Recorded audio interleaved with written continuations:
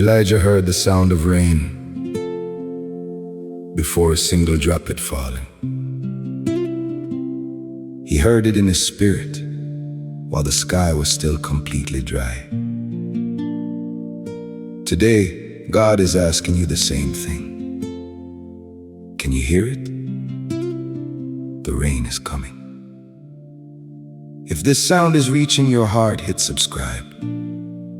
God has more waiting for you on this channel.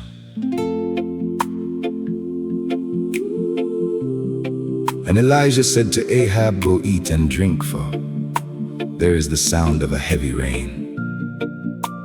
1 Kings 18, verse 41.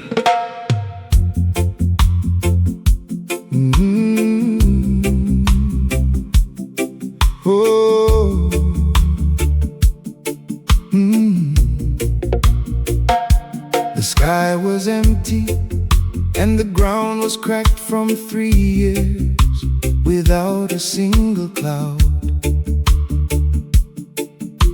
The prophets of Baal had failed, and every mouth in Israel was dry and loud. But one man climbed to the top of Carmel and put his face between his knees and told his servant, "Go look toward the sea and tell me what you see." 6 times the servant came back saying, "There is nothing, not a cloud in sight." But the 7th time he said, "A cloud as small as a man's hand is rising on the rise." And Elijah stood up and said, "Run, tell Ahab, prepare, the rain is on its way. Because I heard the sound of a downpour before the first drop fell today." For faith is the substance of things hoped for, the evidence of things not seen in the air. And the sound of rain that Elijah heard was the sound of faith before the prayer. You don't need to see the cloud to hear the rain that God has scheduled for your drought. Faith hears the downpour while the sky is still in doubt. The sound of rain, I hear it falling before the first drop hits the ground. The sound of rain, faith is the only ear that picks up that sound.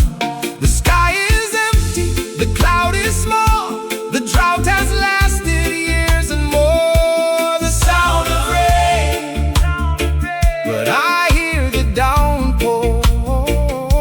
The sound of rain, Elijah heard it 7 prayers before it came. The sound of rain, and my faith is hearing the same.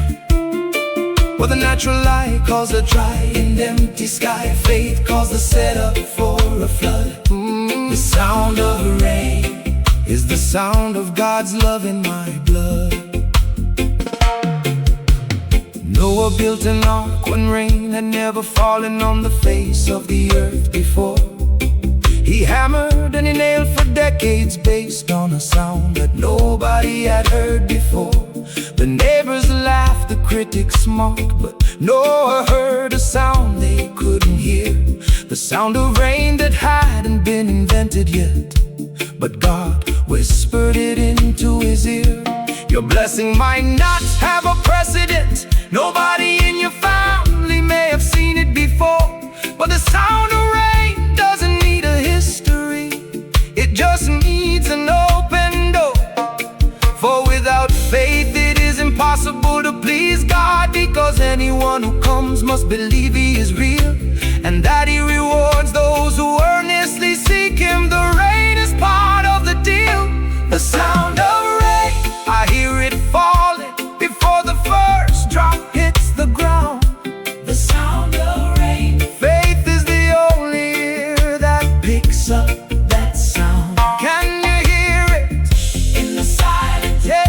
Can you hear it through the violence? The rain is coming, the drought is ending.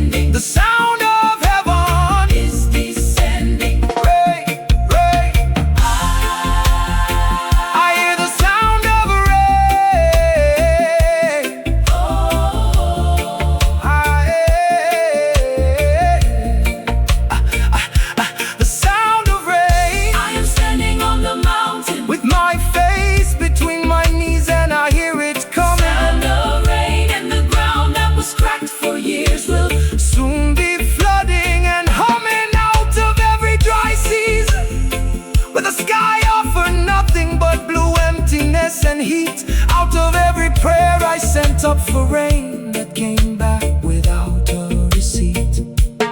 Out of every drought that made me question if God still controlled the weather of my life, God said, listen closer. The sound of rain is louder than your strife. The sound of rain. Elijah heard it, Noah built for it, and now I am believing for it too. The sound of rain and the downpour that God scheduled is almost breaking through. The sound of rain. The sound of rain. The sound of rain. The rain is coming.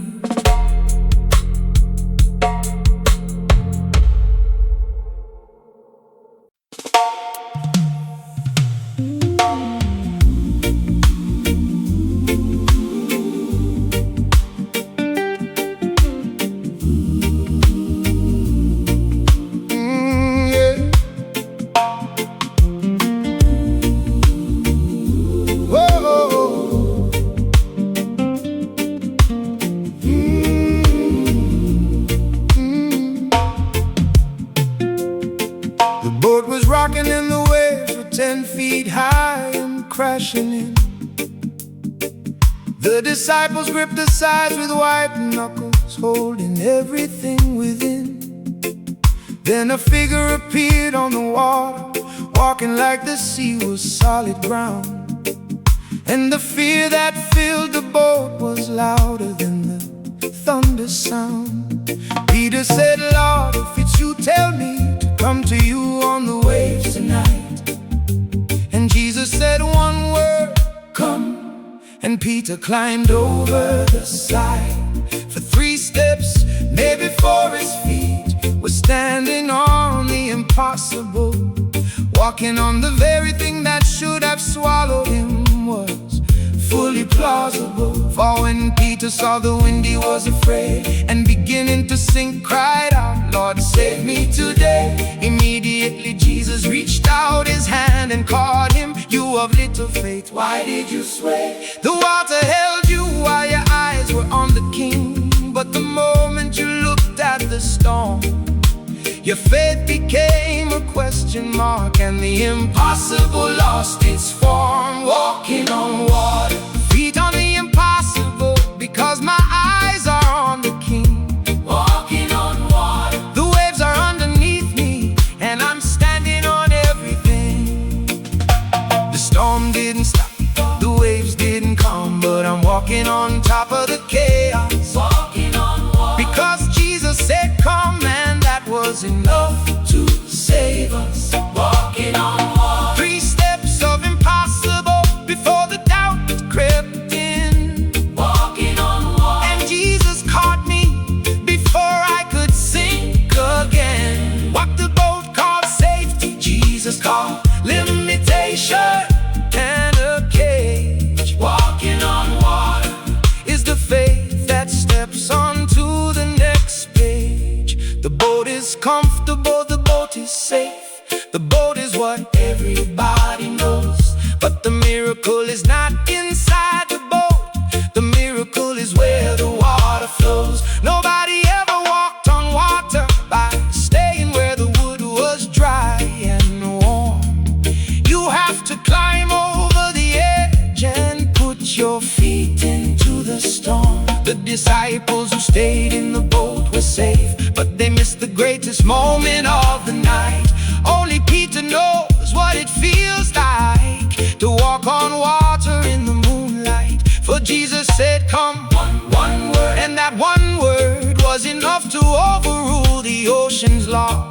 And the faith that steps out of the boat is the faith that leaves the world in awe. Walking on water, feet on the impossible, because my eyes are on the King. Walking on water, the waves are underneath me, and I'm standing on everything.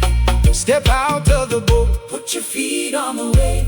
The water will hold you, because Jesus said come and save. Don't look at the storm, don't look at the wind, keep your eyes on Jesus, and the impossible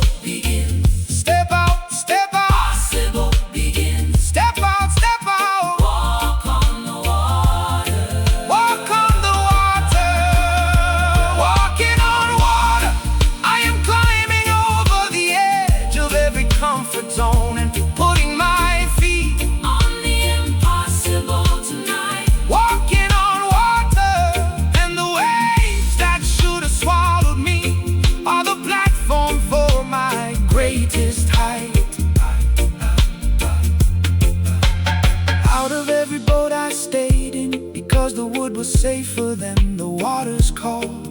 Out of every invitation from Jesus that I declined, because I was afraid to fall. Out of every storm that kept me gripping the side, when God was saying step out and come, I put one foot on the water and then the other, and the impossible became my drum. Walking on water, Peter sank, but Jesus caught him, and that's the part that matters most. Walking on water, even when I sink, the hand of God is closer than a ghost. Walking on water.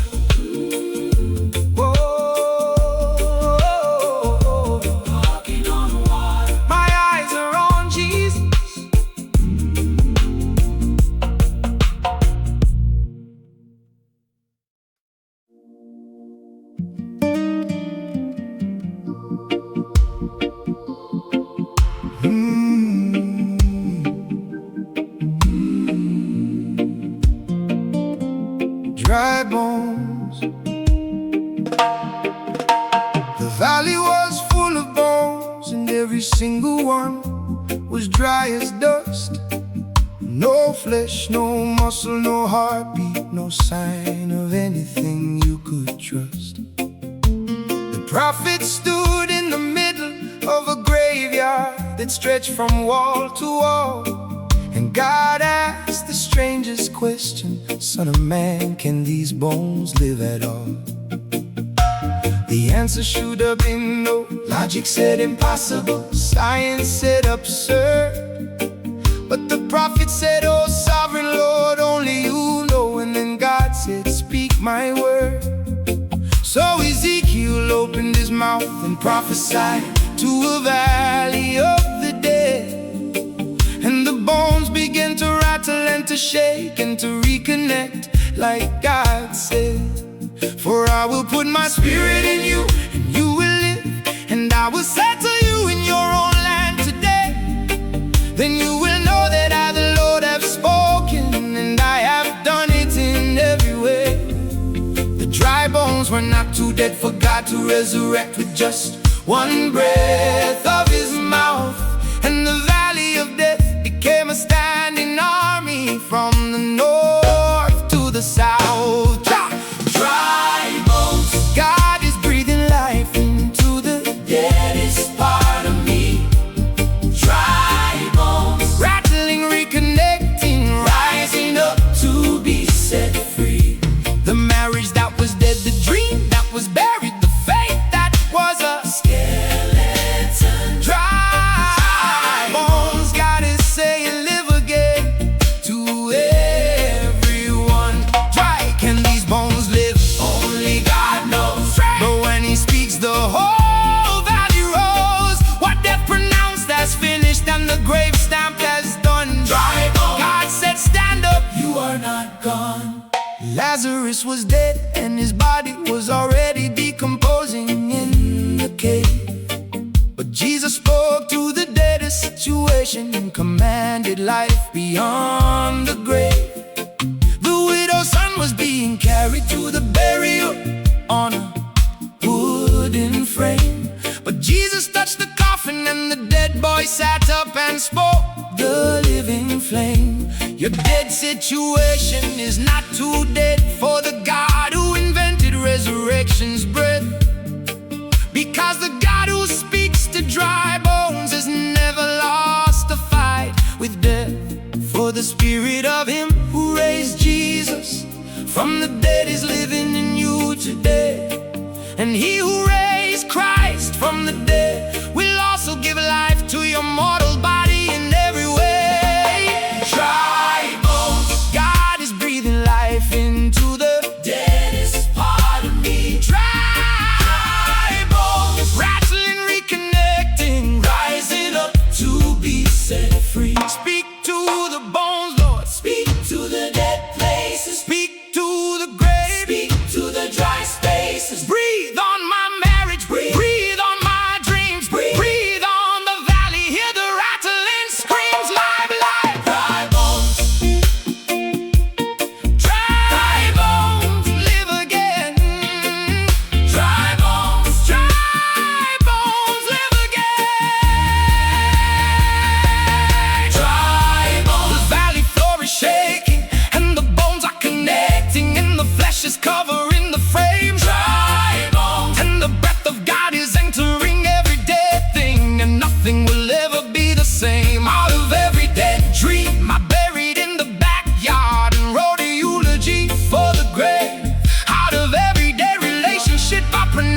ceased and said, there's nothing left to say.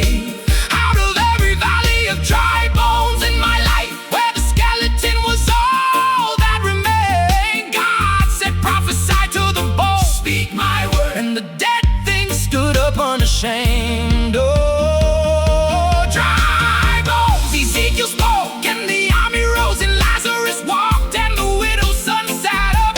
Dry bones, and the God of resurrection is filling my dead places with his cup.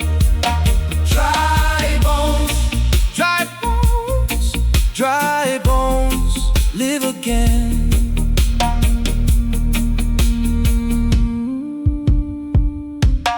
Live again.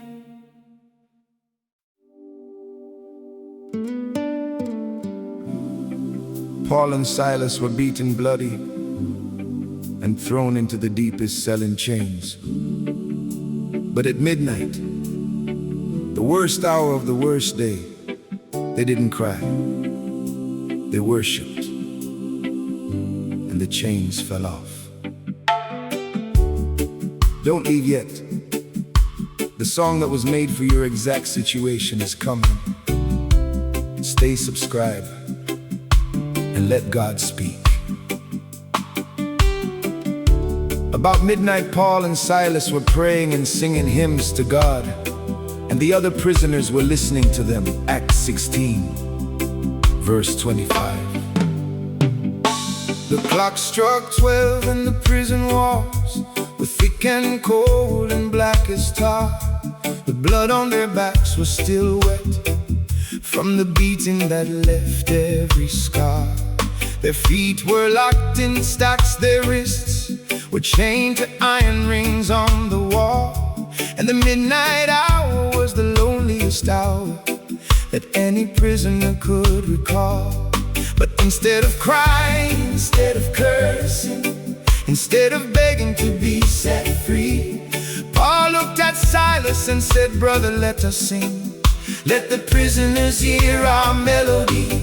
And at midnight, in the deepest, darkest, most hopeless cell in the whole jail, they opened their mouths and praised God, and heaven answered without fail.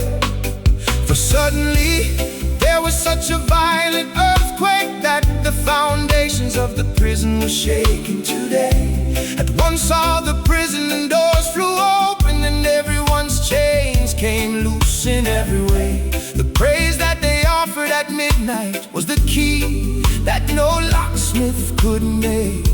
And the worship in the worst hour was the earthquake that made the prison shake. The midnight praise, when everything says cry, God says worship instead. The midnight praise, the chains fell off because of what they said. Not morning praise, not Sunday praise, but midnight in a prison cell. The midnight praise, the worst hour, became the greatest story to tell. The midnight praise, worship is a weapon, not just a song. The midnight praise, the earthquake came because they praised all night long. Oh, what the enemy designed as the hour of my greatest defeat, the midnight praise turned into the hour the chains fell at my feet. Jehoshaphat sent the worshipers to the front line before the army went to war. And the praise confused the enemy until they destroyed each other on the floor. David danced before the ark with all his might when people called him undignified. And the praise that looked like foolishness was the praise that turned the tide. Your midnight is not the time to stop worshiping. It's the time to worship louder than before, because the chains that bind you have an allergy to praise, and they can't take it anymore. For the weapons of our warfare are not carnal, but mighty through God for pulling down strongholds today. And the mightiest weapon in the arsenal of heaven is the praise you give in your darkest day. The midnight praise,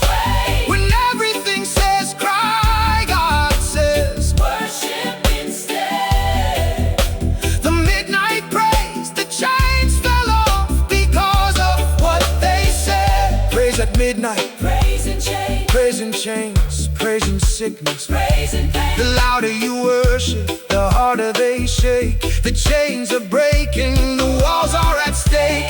Praise, praise, Praise, the midnight praise, praise, the midnight praise. Oh, the midnight praise. I am opening my mouth At the worst hour, of my life, and the chains are starting to rattle. the midnight praise and the worship I offer in the darkness is the weapon that wins the battle. Out of every midnight, Where I cried into my pillow instead of crying out to God in praise. out of every prison cell of depression, Where I forgot that worship was the way. through the maze. Out of every chain that held me, because I let the midnight silence my song. God said sing Worship, praise, and watch how fast the chains won't stay on for long. the midnight praise. Paul and Silas didn't wait for freedom to worship. They worshiped until freedom came. The midnight praise. And the prison couldn't hold a man whose mouth was full of God's name.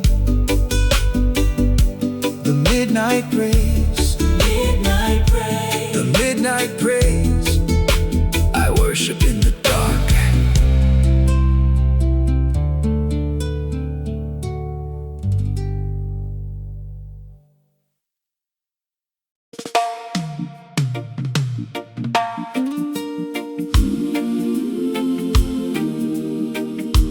Oh, no, no, no, no, no.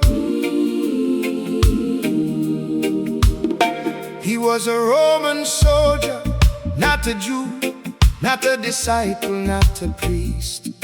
He commanded 100 men, and the power of Rome was at his feast. But his servant was sick and dying, and no Roman medicine could save the day. So the centurion did something no soldier was trained to do. He walked to Jesus and began to pray. He said, Lord, I am not worthy for you to come under my roof today. But just say the word, just speak it from here, and my servant will be healed on the way. He understood authority because he lived inside it every single day. If I say go, a soldier goes, and if you say heal, then sickness must obey. For when Jesus heard this, he was amazed and said to those following, I tell you the truth and more. I have not found anyone in Israel with such great faith, not even at the temple door. The centurion didn't need Jesus to come to his house to prove that the miracle was real. He just needed one word from the king, and the authority would seal the deal. The centurion's faith. Just say the word, Lord, and it is done. The centurion's faith. Amaze the Son of God, the Father's Son. No touch needed, no visit needed, no laying on of hands required today. The centurion's faith. Just one word from Jesus was enough to make sickness obey. The centurion's faith. He understood what authority meant. Oh, the centurion. And one word from heaven was the only thing that was sent. What the religious leaders couldn't grasp with all their scrolls and years of school, The centurion's faith. taught Jesus' followers the golden rule. The Syrophoenician woman had the same kind of faith that crossed every cultural line. She said even the dogs eat the crumbs that fall from the master's table divine. And Jesus said, woman, great is your faith, your request is granted from this hour. Because faith that doesn't need to see the miracle has the greatest power. You don't need God to show up physically in your living room to prove he heard. You just need faith the size of a centurion's, and one single word. For Jesus said, go, it will be done. just as you believed it would be complete.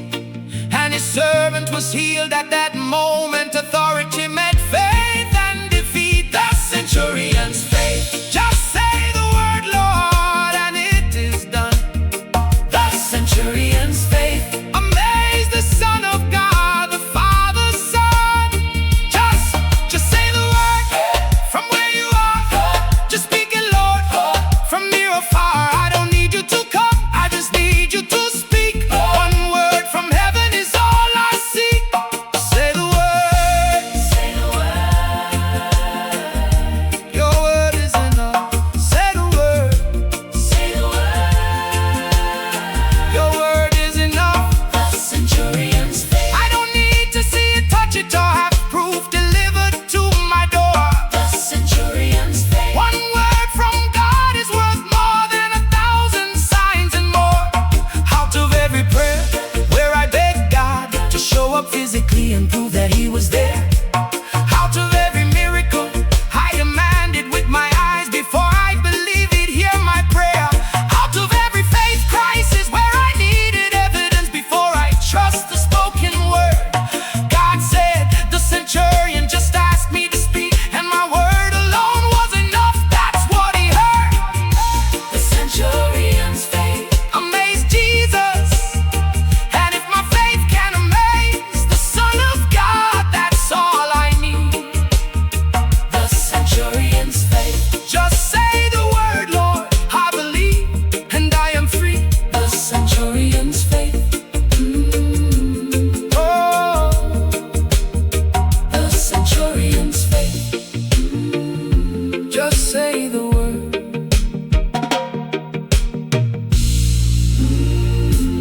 Oh, just say the word.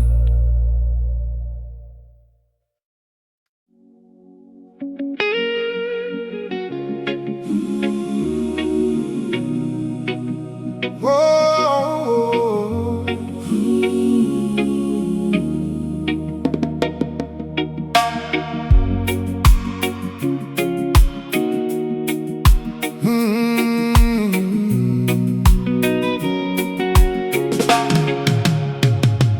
Empires rise and empires fall, and every throne built by man will hit the floor.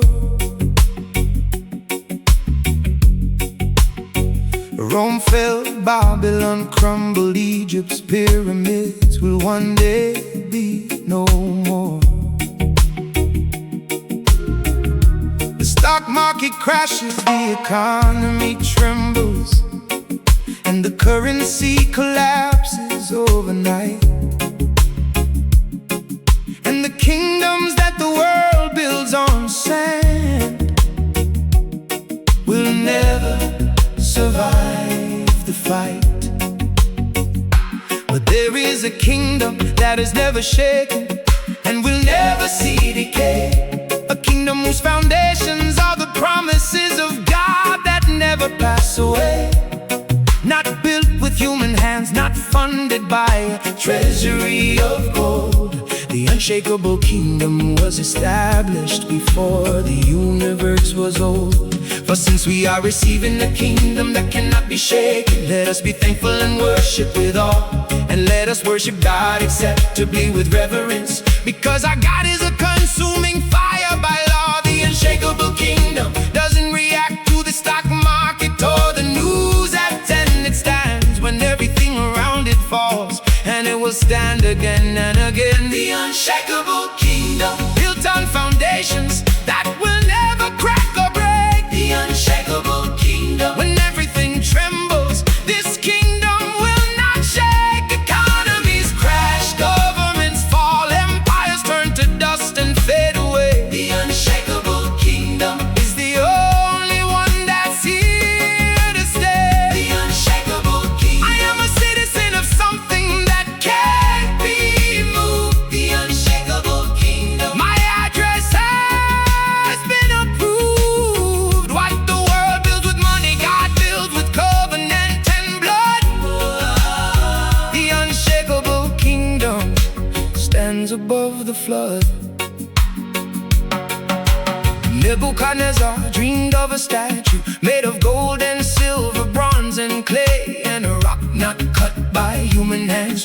statue and crushed it all away. The rock became a mountain that filled the entire earth from shore to shore. And Daniel said, this is the kingdom of God, it will endure forevermore. Your job can be shaken, your health can be shaken, your relationships can tremble and crack, but the kingdom of God inside you is the one thing that never falls back. For the kingdom of God is not a matter of eating and drinking, but of righteousness, peace, and joy in the Holy Spirit. And the kingdom within you, no earthquake can destroy. The unshakable kingdom built on foundations that will never crack or break. The unshakable kingdom. When everything trembles, this kingdom will not shake.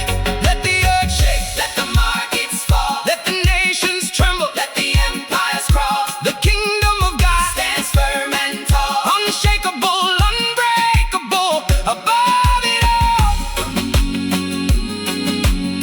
Unshakable, unshakable. The kingdom stands. The unshakable kingdom. I am standing on the only foundation that has survived every earthquake since time began. The unshakable Kingdom. and the citizenship I carry is the greatest document in the hand of man. Out of every recession that took my savings and my security overnight, out of every political shift that changed the landscape and turned day to night, out of every earthquake that shook the things I thought were permanent and could never fall, God said, you were standing in my kingdom, and my kingdom is unshakable through it all. The unshakable kingdom. Nebuchadnezzar's statue fell, but the rock became a mountain that filled the earth. Unshakable kingdom. And I am a citizen of the only kingdom that knows its worth. The unshakable kingdom. The unshakable kingdom. I will not be shaken.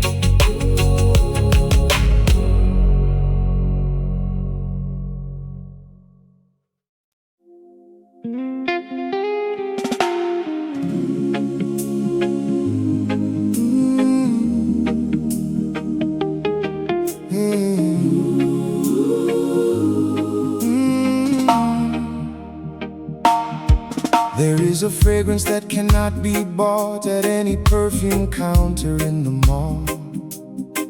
It's not extracted from a flower or distilled inside a factory wall. It's the fragrance of a life that has been broken and poured out at the feet of the King. A scent that fills the room the moment a surrendered heart begins to sing. The woman with the alabaster broke her jar, and the whole house smelled like heaven's door. And the fragrance of her worship was the most expensive perfume on the floor. You carry a fragrance that the world cannot identify or name. It's the scent of Christ inside you, and it's never twice the same. For we are to God the pleasing aroma of Christ among those who are being saved today. And among those who are perishing, we are the fragrance of life, leading to life in every way. The fragrance you carry is not cologne, it's not soap, it's not the laundry on the line. It's the unmistakable scent of someone who has spent time in the presence of the divine. The fragrance. I carry the scent of heaven wherever I go. The fragrance. And the rooms I walk into will always know, not perfume, not cologne, but the unmistakable aroma of the King. The fragrance of a life that has been through everything. The fragrance. People smell it before they see my face. The fragrance. It's the scent of God's grace. what no bottle can contain and no factory can reproduce. The fragrance of Christ in me is the sweetest juice. When Moses came down from the mountain, his face was glowing and he didn't know. The glory of God's presence left a visible residue on his show. When you spend time with God, you carry something out that you didn't carry in. A fragrance, a glow, a weight, a peace that changes the atmosphere. You've been the three Hebrew boys walked out of the furnace without the smell of smoke on their clothes, because the fragrance of God's presence overpowered everything the fire chose. For thanks be to God who always leads us as captives in Christ's triumphal procession today, and uses us to spread the aroma of the knowledge of Him everywhere along the way. The fragrance, I carry the scent of heaven wherever I go. The fragrance and the rooms I walk into will always know I smell like heaven. I carry the scent of time spent with Jesus, a worship that's meant. The rooms change when I enter, the air shifts when I pray. The fragrance of Christ won't wash away. Fragrance, fragrance, I carry the fragrance. Oh, the fragrance, I carry the fragrance. Every room I walk into changes because I carry the aroma of the throne room on my skin. The fragrance and the scent of Christ is the most powerful thing I've ever walked in. Out of every room I enter, feel Invisible and unnoticed by the crowd. Out of every space I occupy, where I felt small and never proud, God said you carry a fragrance that fills the room before you even speak a word. And the scent of my presence on your life is the sweetest thing they've ever heard.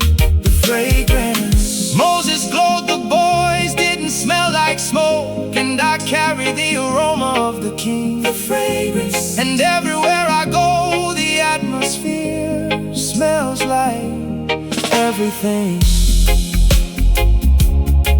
The fragrance, the fragrance, I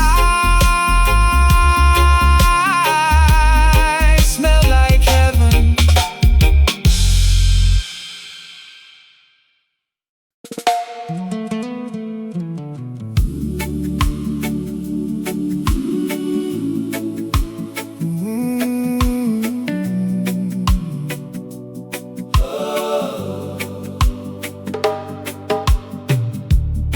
God reached into the dirt, scooped up a handful of dust and formed a man.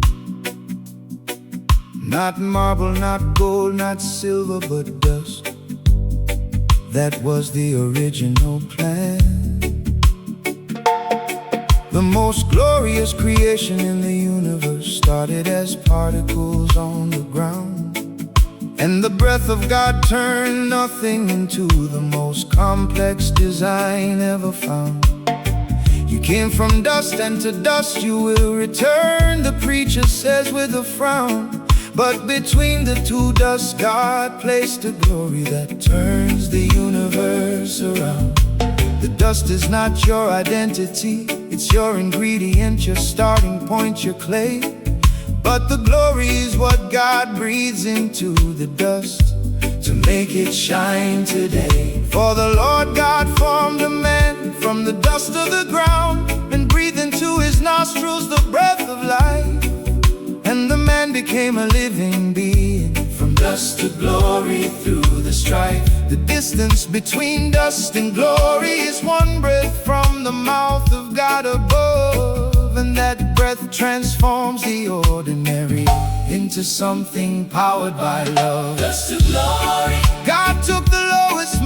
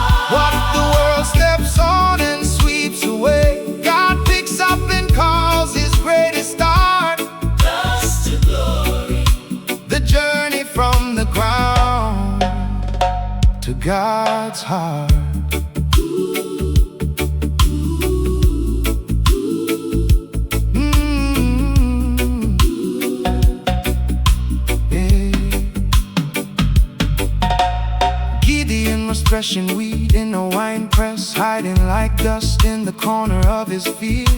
But God called him mighty warrior, because God sees the glory, not the dust you wear. The shepherd boy David was covered in sheep dust and forgotten by his family at home. But God saw a king inside the dust and placed him on the throne. Your current position is not your final destination. You are dust in transition, and the glory God is breathing into you is about to change your composition. For we have this treasure in jars of clay to show that this surpassing power is from God, not us. And the glory inside the dust jar is the reason the enemy makes a fuss. Dust to glory. God took the lowest material and made the highest creation known. Dust to glory.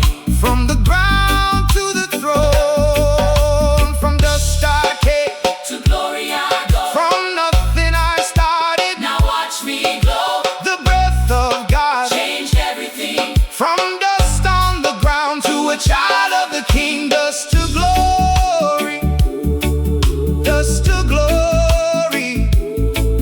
God breathed and I became Dust to glory. I am living proof that God can take the lowest thing on earth and make it shine. Dust to glory. And the breath he breathed into my dust is the same breath that is divine. Out of every label that said I was nothing but dirt and worthless ground material. Out of every voice that said you started from nothing, and into nothing you'll return cereal. Out of every moment I looked at my origin and felt ashamed of where I began. God said I specialize in dust. Give me your nothing and watch my plan. Dust to glory.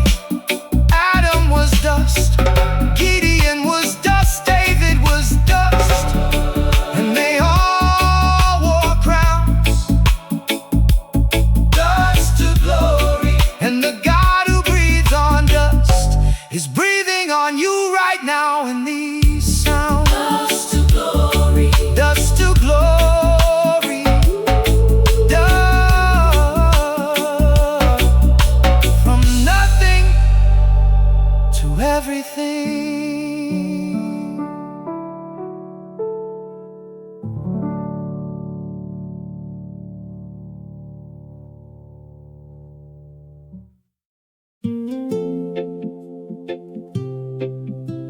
God doesn't just give you water in the desert.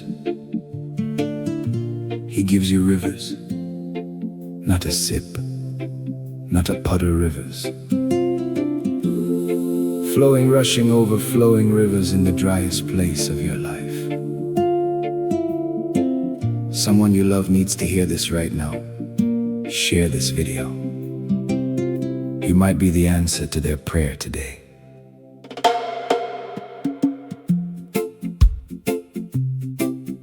See, I am doing a new thing. Now it springs up. Do you not perceive it? I am making a way in the wilderness and streams in the wasteland. Isaiah 43, verse 19.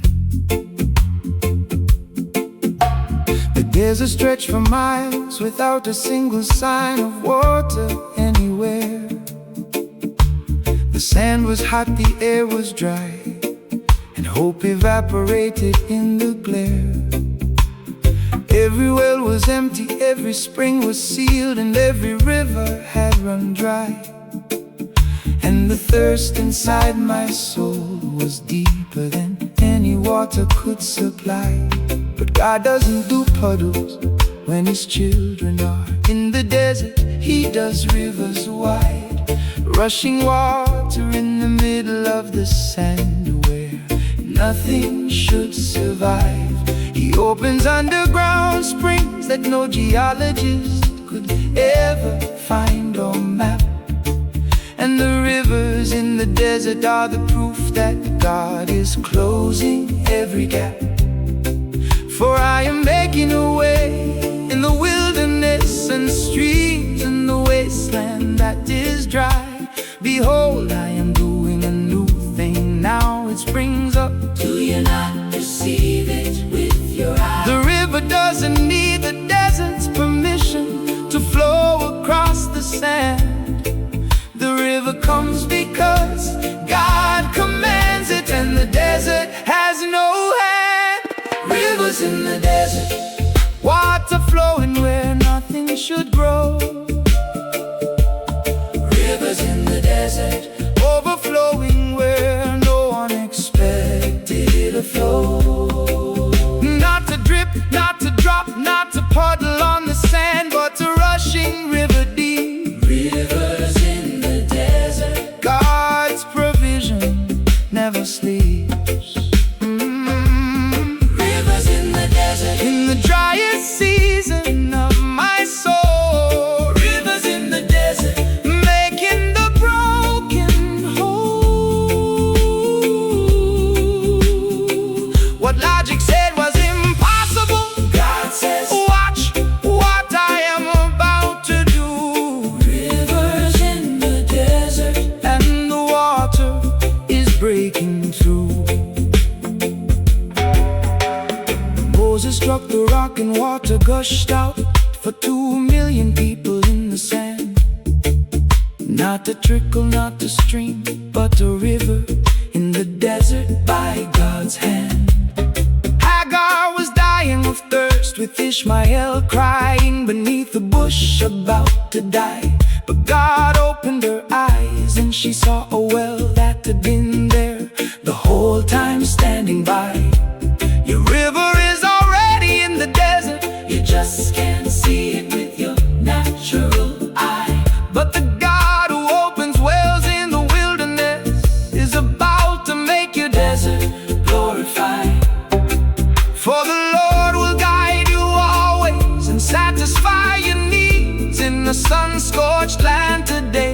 He will strengthen your frame and you will be like a well-watered garden and a spring whose waters never fail or sway. Yeah. Rivers In the desert, water flowing where nothing should grow. Oh, rivers in the desert, overflowing where no one expected a flow. Flow, river flow, through the driest land, flow, river flow. by God's command. In the desert, In the drought, the river flow. without a doubt, Rivers, rivers, rivers in the desert, rivers in the desert. The sand beneath my feet is getting wet, and the sound of rushing water fills the air. rivers, And the river God is sending is wider than anything the desert can compare. Out of every drought where my soul was cracked like the ground without a drop for months. Out of every season where spiritual thirst was my only companion in stunts.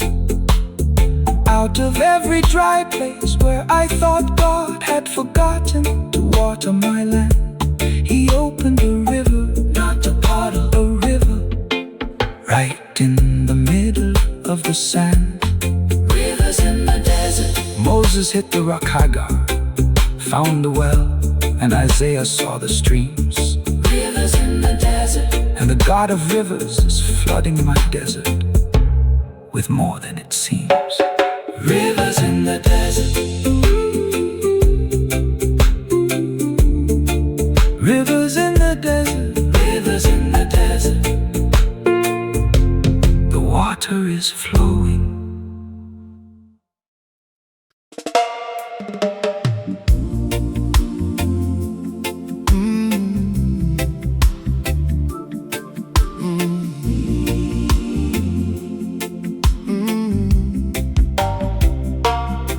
God took Abraham outside on the darkest night and said, look up and count the stars. Not the ones you see with the naked eye, but the ones beyond the farthest bars. He said, so shall your offspring be, as many as the stars you cannot number from the ground. And Abraham believed in a promise that had no evidence and no sound. He was old, his wife was barren, and the math didn't add up in any way. But the promise of God is not limited by biology or the calendar of today. You are standing under the same sky tonight, and God is saying, count what you see, because the blessings I have stored for you are more than the stars will ever be. For Abraham believed God, and it was credited to him as righteousness and more. And the man who counted stars when he had no children became a father by the score. The stars were not a decoration, they were a preview of what God had planned. And the blessings that outnumber the stars are falling into your hand. Counted stars. God's promises for me outnumber every star in the sky tonight. Counted stars. And the darkness I'm standing in is the backdrop for the light. Abraham counted when he had nothing, and believed when it made no sense at all. Counted stars. And the God of multiplication answered the call. Hey! Counted stars. The blessings are more than I can count. Oh, look. Counted stars. And the promise is more valuable than gold. What the empty sky tried to convince me was the absence of God's plan. Counted stars. Or the proof that God is a multiplication man. God told Abraham, I will bless you and make your name great on the earth. I will make your descendants as numerous as the sand on the seashore's birth, and stars on one hand and sand on the other, uncountable from every side. Because the God who promised abundance doesn't do small and he doesn't hide. Your blessings are not a budget allocation with a cap and a ceiling and a max. Your blessings are counted stars, innumerable, infinite, without a tax. For no eye has seen, no ear has heard, and no human mind has conceived today the things God has prepared for those who love him. Counted stars along the way. Counted stars. God's promises for me outnumber every star in the sky tonight. Counted stars. And the darkness I'm standing in is the backdrop for the light. Count them if you can. The blessings are too many. Count them if you can. More than a penny. Stars in the sky. Sand on the shore. God's blessings are Always more and more. counted stars. Ooh. Oh, Counted stars. Ooh. oh, Counted stars. Ooh. yeah, counted stars. Counted stars.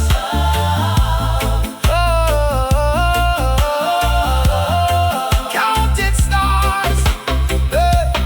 Counted stars. I am standing under the same sky that Abraham stood under, and the promise is the same. Counted stars. And the God who multiplied his nothing is doing the same thing with my name.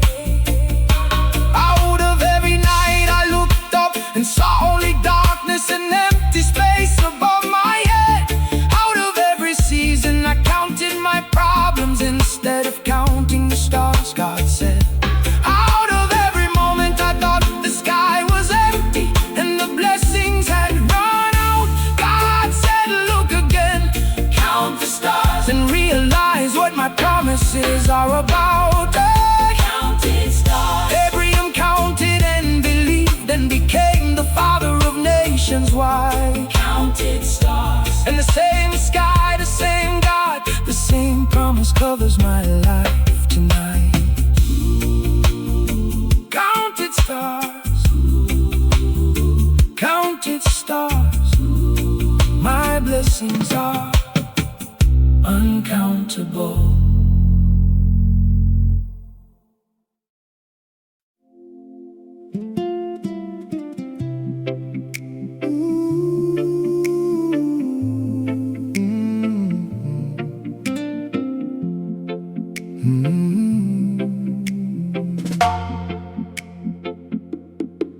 There is a scroll in heaven with your name on it, sealed with 7 seals.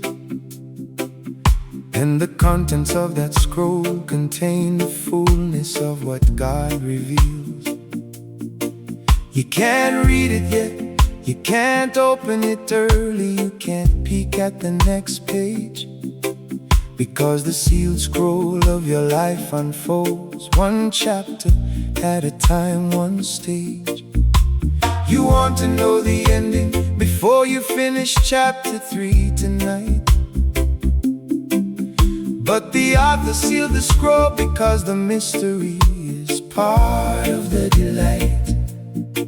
Jeremiah about to feel during a siege when the city was about to fall. He sealed the deed in a jar because he trusted God's plan above it all. For I know the plans I have for you, declares the Lord, plans to prosper, not to harm, and give you hope. Plans for a future that is written in a scroll you haven't opened yet. Don't try to cope, just trust the seal. The scroll will open when the time is right, and the God who sealed it is the same God who will bring it to light. The sealed scroll. God wrote my story and I haven't read the best part yet. The sealed scroll. And the chapters that are coming will make me forget every page of pain, every chapter of confusion, every verse I didn't understand. The sealed scroll is being opened by God's hand. The sealed scroll. I don't need to know the ending to trust the author today. The sealed scroll. He sealed it for a reason, and I'm okay. What my curiosity wanted it opened early, God sealed for the perfect time. The sealed scroll. And the mystery is part of the divine. John wept because no one was found worthy to open the scroll in heaven's court. But the Lamb that was slain stepped forward, and heaven gave the greatest report. Worthy is the Lamb to open the scroll and to break the seals upon the page. And the scroll that no one else could open was opened by love, not by rage. Your life scroll has an opener, and his name is Jesus Christ the Lamb. And every sealed chapter will open at the right time, according to his plan. For the secret things belong to the Lord our God, but the things revealed belong to us today. And the sealed scroll will become the revealed blessing when God says it's the day. The sealed scroll. God wrote my story and I haven't read the best part yet. The sealed scroll. And the chapters that are coming will make me forget. Trust the seal, trust the author, trust the timing, trust the Father. The scroll will open when the chapters do. The mystery of tomorrow is safe with you. Seal, seal, seal. Trust the seal scroll.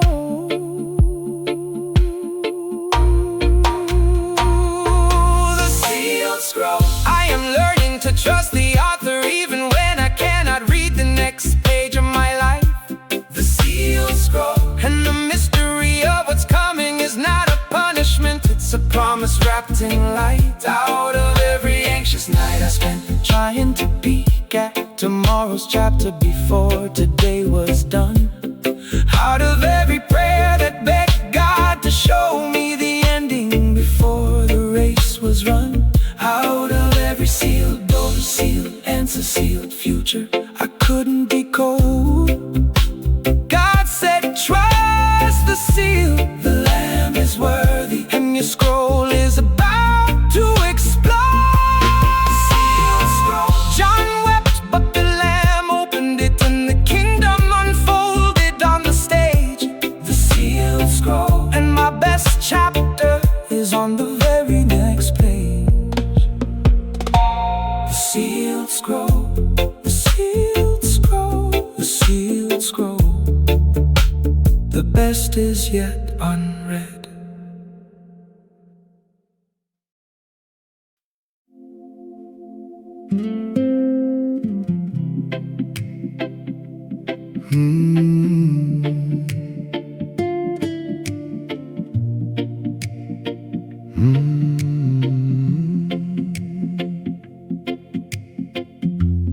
Looking back at every chapter of my life, I see a thread I couldn't see before.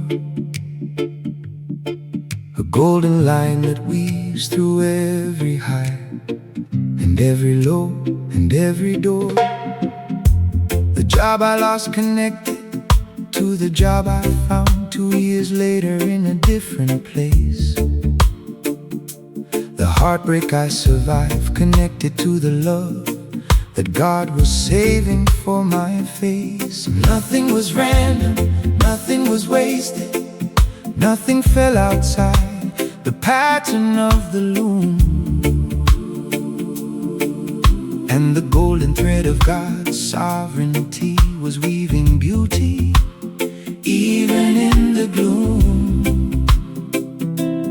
Romans says that all things work together for the good of those who love the Lord. And the golden thread is the proof that every chapter was part of one accord.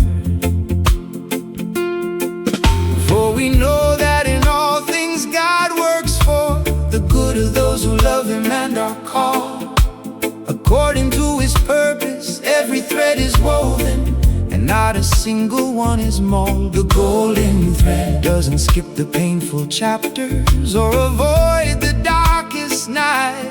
It weaves through everything, because everything is part of the design's light. The golden thread connects every chapter of my life into one beautiful design.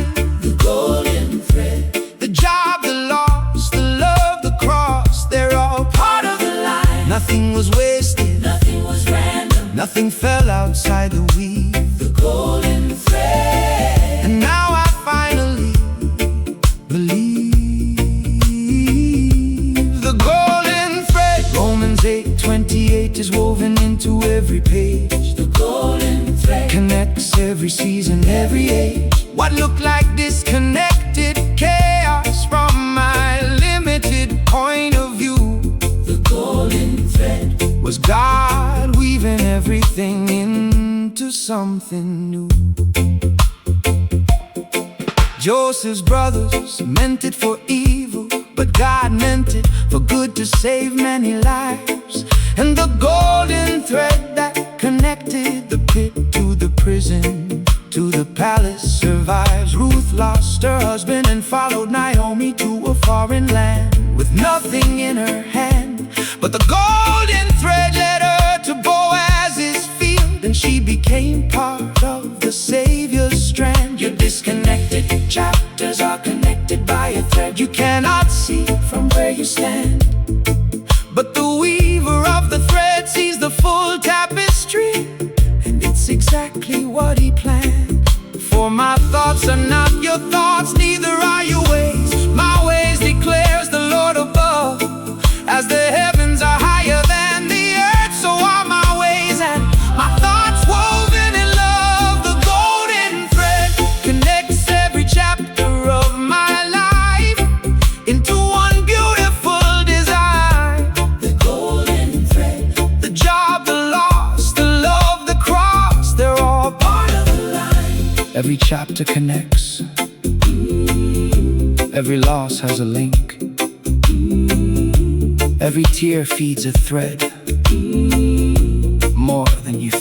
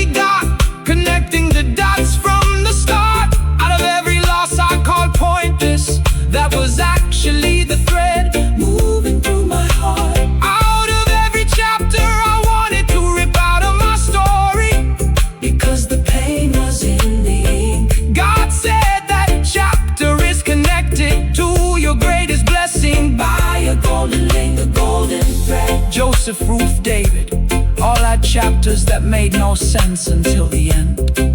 The golden thread, and the God who weaves the thread is my sovereign and my friend.